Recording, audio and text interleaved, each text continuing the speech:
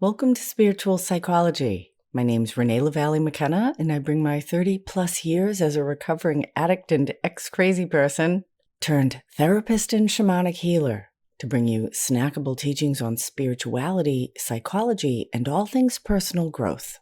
And today I want to talk about functional and dysfunctional relationships.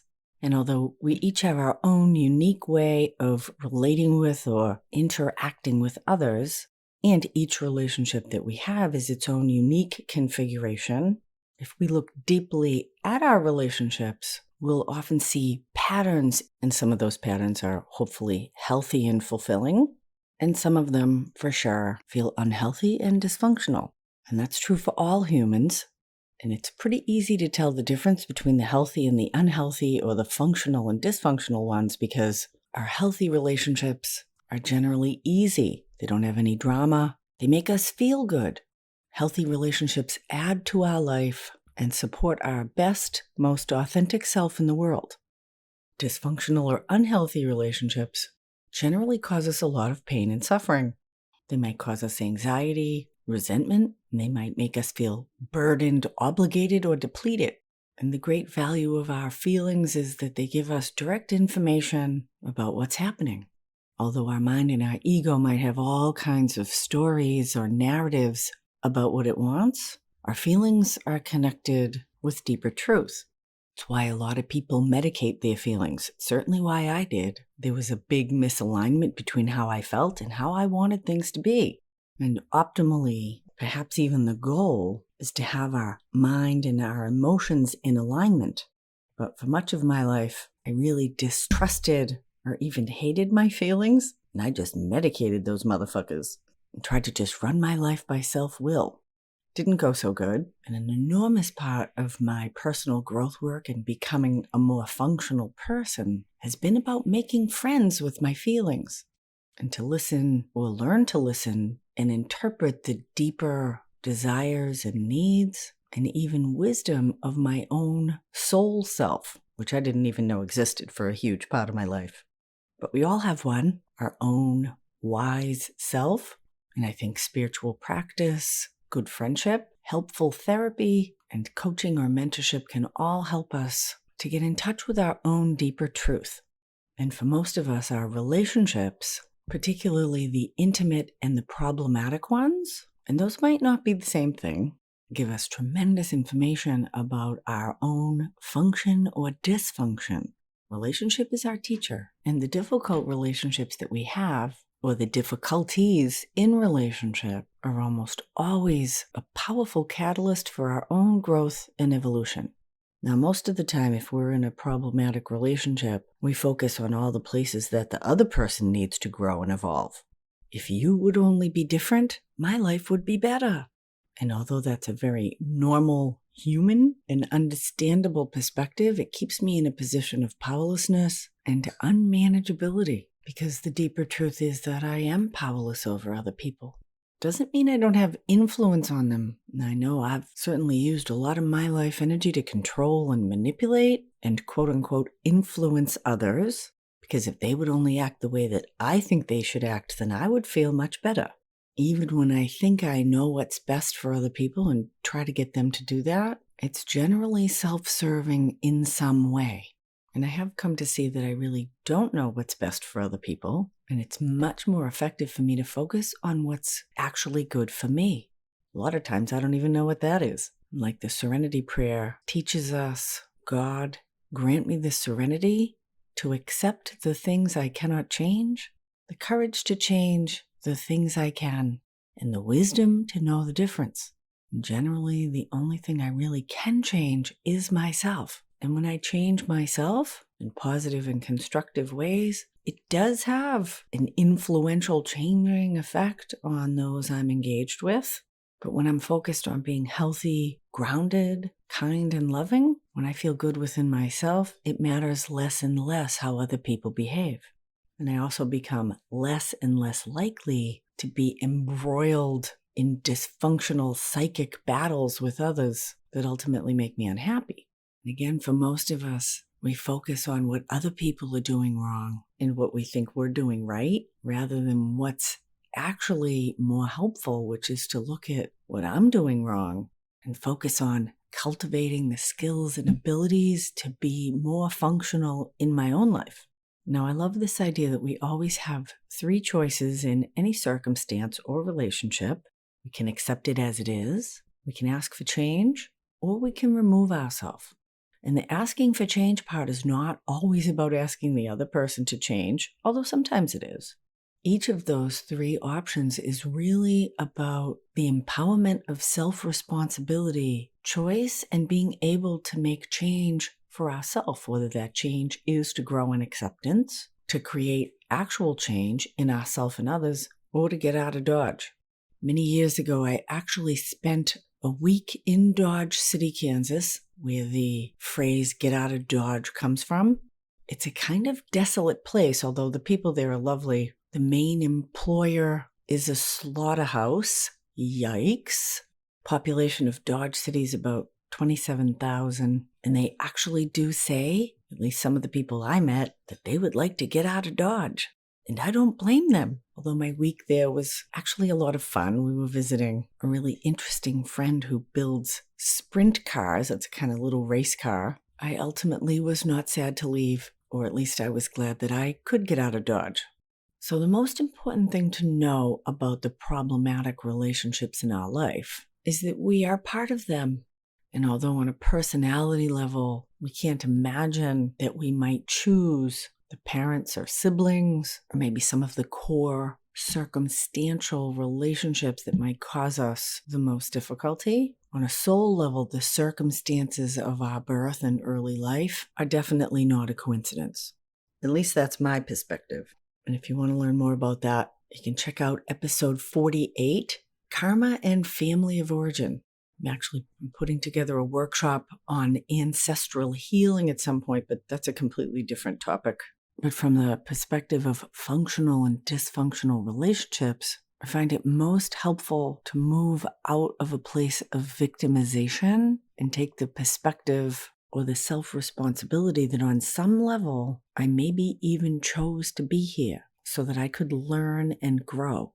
And the most painful relationships in my life have absolutely been my greatest teachers. And if you're struggling with dysfunction in intimate or romantic relationships, particularly if you're feeling victimized by them, I'm going to take a minute and call bullshit and say, you volunteered to be here, honey. And that's not about blame or shame. It's just plain true. And when I can own that and be curious about it, then all kinds of interesting and hopeful possibilities open up. And I know many times I have felt hopeless, stuck, imprisoned even, in difficult, painful, even destructive relationships.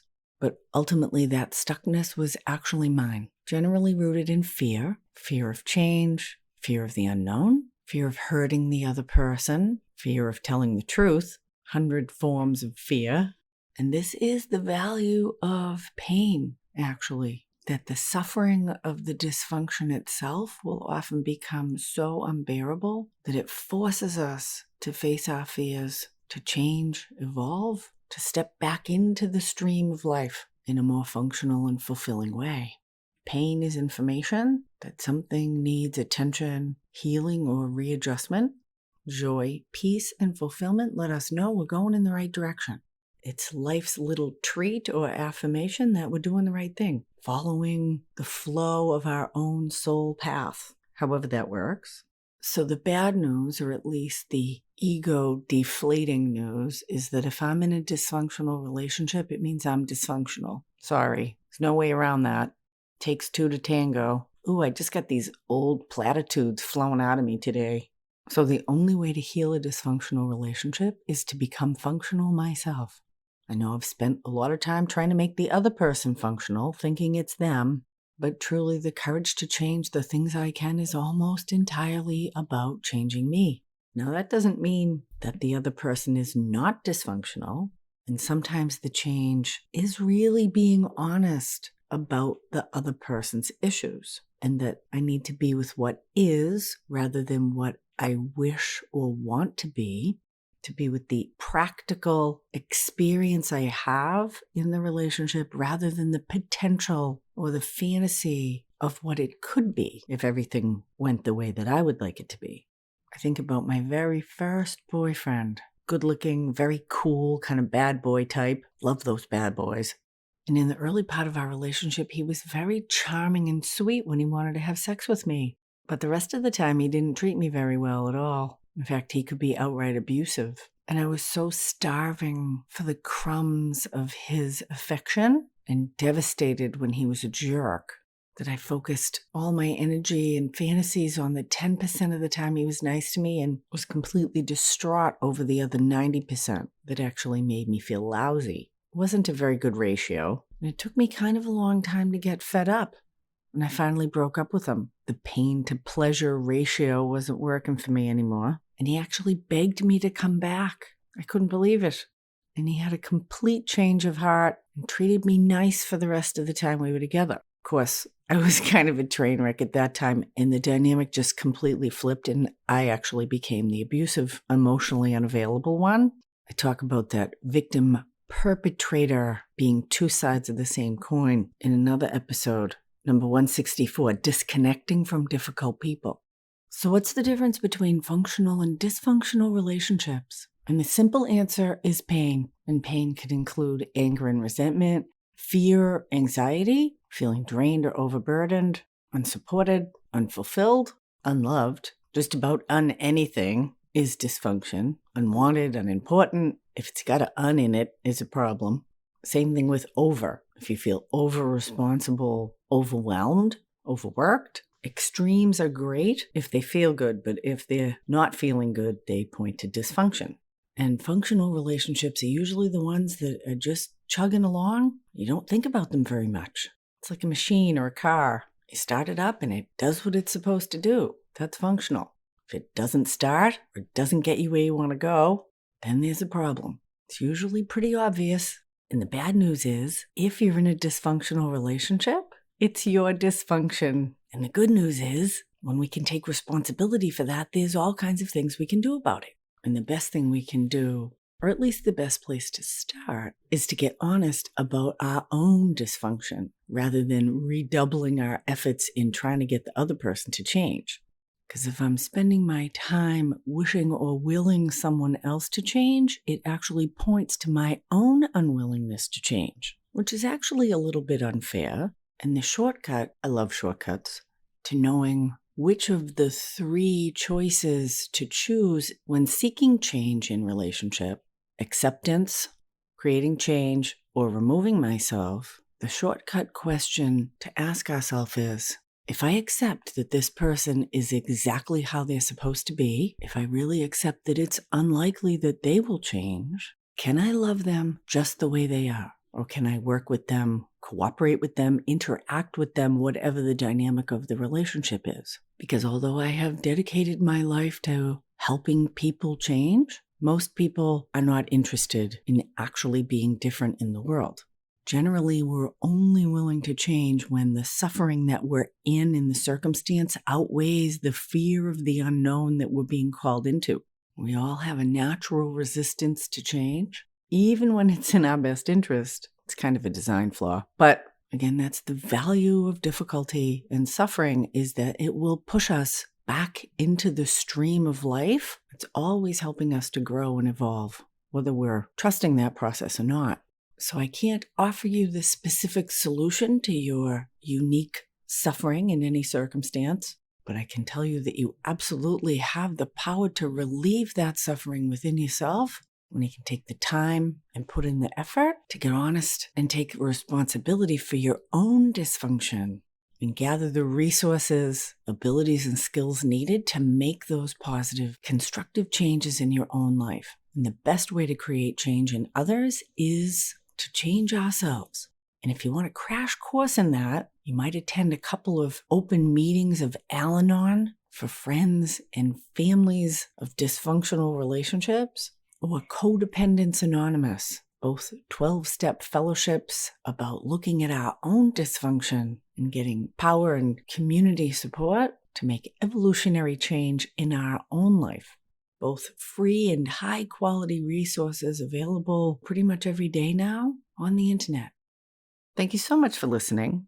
If you like this podcast, I'd appreciate 5 stars or a good review. Check out all my free offerings on Insight Timer, fabulous app offering lots of free workshops, excellent audio recordings, and all kinds of great stuff. Just released my 10-session course on healing trauma. I'm getting really excellent feedback.